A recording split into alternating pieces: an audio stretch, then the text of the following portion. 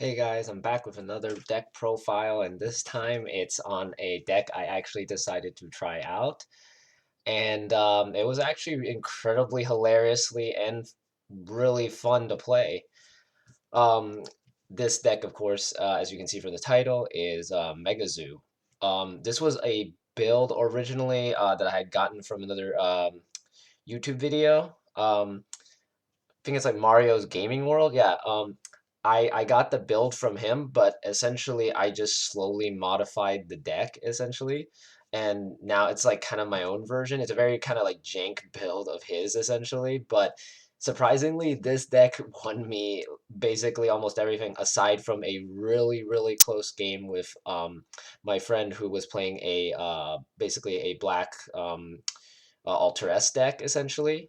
It was it was like basically neck to neck, but it was really close. Like if we had like one more turn, I would have probably won it, but he managed to summon enough guys out and just kind of pop through my security.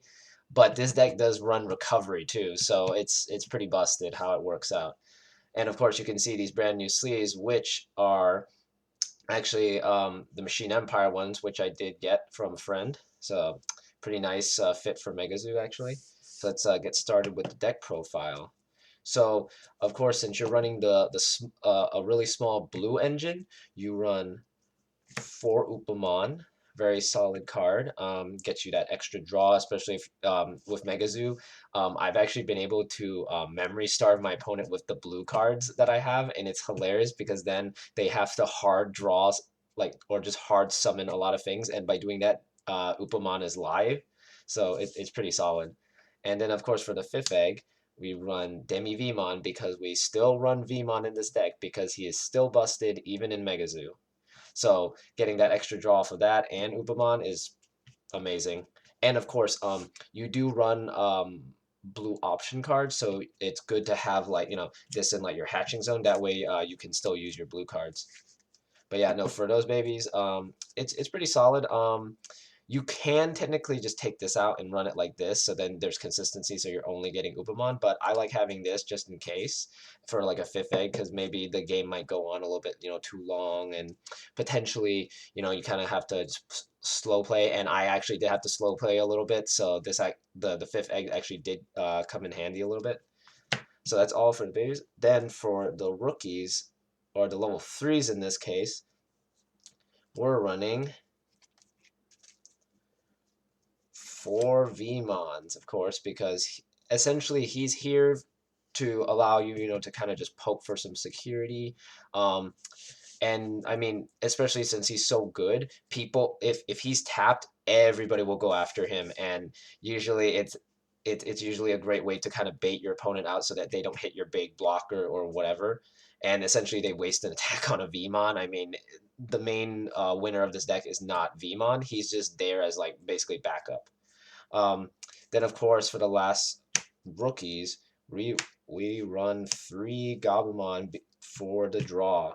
Um, I had this at 4, and I don't know how this happened. Like multiple times, he would just end up in my security and essentially cost me 2 security because my opponent would run into it with like a 2,000 guy and always get through it. So running him at 3, I feel like it might make it so I can draw more consistently and not have him in my security. So keep it at 3 for now. You can run 4. I mean, a lot of builds I'm seeing actually do run that, but I don't know. I like it at 3. It works pretty well like this. Okay, and then I do run 4 level 5s. This deck literally runs no level 4s, essentially because those will clog your deck. So for the level 4s, you run 2 Duramon because this deck does run 4 Ragnalords, so it's always nice to have that extra security attack. So it on a and he's a 7,000 body, and he's only like 6, so it's not too bad. So you like if you draw him first turn, you just kind of play him, and you give your opponent 6. It's like whatever, I mean, just, we're playing MegaZoo, so it doesn't matter. And then for the last two, we have 2 Skullgreymons. This guy is pretty clutch against basically any other deck that isn't black. This thing will just pop the blocker, and then you're free and clear the next turn to just like win essentially.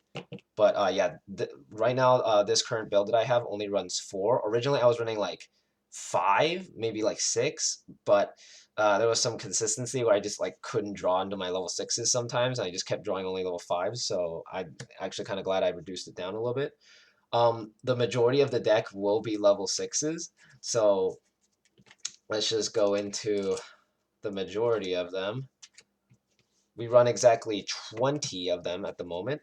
We run 2 Machine Dramons because you want this like a really big blocker, plus the fact that he can Digivolve for 2 Digimon twice and just kind of ruin your opponent's strategy. Then you run 2 Craniummons because Craniummon is really solid right now. I mean, plus he prevents all your blockers from dying, and most of your blacks are going to be blockers, especially him. And possibly Ragnarlord if he has Bryludramon underneath him, so always solid to go for that. I'm still toying around with this ratio, but I honestly think the best choice would be 3 of High Andromon because you need essentially this many blacks to go into Millenniummon. Um, Originally, I've seen builds maybe running only like just 2, but this is like only 6, so maybe like an extra one. I would honestly like to draw into it. Plus, it's a 10 drop, so usually in MegaZoo, the best type of level 6 to have is a 10 drop.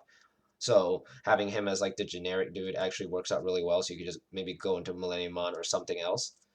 But for the other level 6s, we also have 3 Volcanodramon because I do not have any Alter S's. So for removals, for little like any Rookie Rush deck or any deck like let's say green, like I actually 2 of my 3 of the rounds that I played were against green, and this guy just wiped their board because in the third round, my opponent decided to summon a bunch of level 3s, and I was like, okay, I need Volcanodramon. I draw into him, and I just immediately play him down and just wipe his board, essentially. And essentially that basically won me the game almost, or it pushed me towards the end of that. Then for recovery, the best card, of course, 4 Magnadramons. This card is ridiculous in the stall, in the grind, essentially. I actually dragged on a match pretty long because I drew into 3 of these and I just kept recovering my security turn after turn after turn. And honestly, if I didn't have this, I would have probably lost like way faster. Then, of course, for the last two, we have 4 Bryludramons because, of course, we're running Ragnarlordmon. Plus, it's an easy 10 drop, level 6. And anything that evolves on top of this, most primarily a black or a red, they will get blockers. So you can turn your Millenniummon, your Ragnamon, you can turn Omnimon into a blocker, essentially. So it's always solid. Then, for the last level 6, we have 4 Durandamon, because, of course, he gives piercing. So if you have any issue with blockers, just equip the summon him, level him up into something like Omni or Ragna, and just punch right through for, like, for game, essentially. Because I actually managed to poke through for damage with him. So with, these are all the level 6s. We're running exactly, let's see, there's exactly, there's like 5, 10, 15. No, we're actually running 22 level 6s. Yeah, we actually increased the amount mainly because of the need for Millennium Mons. So increasing this by 1 and then also having these 2 Machine Dramons actually puts us a little bit over, which is fine because these are usually what you want to see. We do run a bunch of level 7s, especially since these are for removal and just popping the field and just going for game essentially. For game, you usually want to draw into Ragnarlord. Ragnarlord already has a built-in security +1, just like Volcanodramon, and reboot. So essentially, he's safe from getting punched into on their turn, and unless I mean you're playing green, but even then, this is a 14,000 body, so you won't really have any issue. Because I don't have Alter S's, I'm running 2 original Omnimons. This guy is really dumb in this deck because as you know from most other MegaZoo builds, they don't run this. They just run the four alter S's. But the thing is that because of that, they don't see this coming. And so when you just slap this down, and let's say your opponent has multiple of the same card, like let's say like in a yellow deck with Shine Greymon, you just wipe their board and just go for game next turn, essentially, if they can't recover from it. These are two proxies at the moment, but they will be Millenniumon once they come in. Millenniumon is just super busted because of its ability to just send the card to the bottom of the deck. Essentially, you want to save this for a really problem card, especially if you know the matchup. You know, like for example, green, there's like Sarismon, you want to get rid of him, or Shine Greymon, you just want to get him out of here. Millenniumon is the guy to do that. And of course, if he is deleted or just sent to trash, he can just revive himself back, and you still have like a 11,000 body that just can punch through most things. And then that's literally all for the Digimon. For options, we run 4 Cocytus because we already have the blue engine here and the blue eggs. So of course we're gonna run these. These actually clutched me a lot of games, especially against green, because you just remove the problem card. As I said, Sarismon is probably the most annoying thing to deal with against green. Against I haven't really played this against other decks aside from maybe like red, but it's not too big of a deal. Like this card just ruins people's days. And then, of course, the best thing for them to run into your security is 3 Kaiser Nails. This is a hilarious thing for your opponent to run into because you can essentially just pull a level 6 from underneath a level 7 and just have an extra body for next turn for game, essentially. And the thing is that originally in this build, I was always trying to go for memory starving.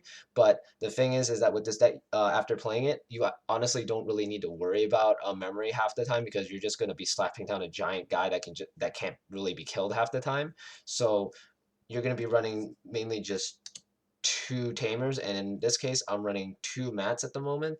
If I had maybe 2 black ties, I would be running them because essentially they accomplish the same thing. But mat works the same, so it's just whatever tamer that can set your memory to 3, you can run it in this deck. It's just going to be kind of weird synergizing, but this one works best since I basically run a blue engine anyway, so it works, it functions properly with it. But if I did have those, I would honestly, I would say switch out these for 2 black ties because they're already pretty good. And plus, I think they do boost your blockers, I believe, or something like that, or a black Digimon, like giving them a boost.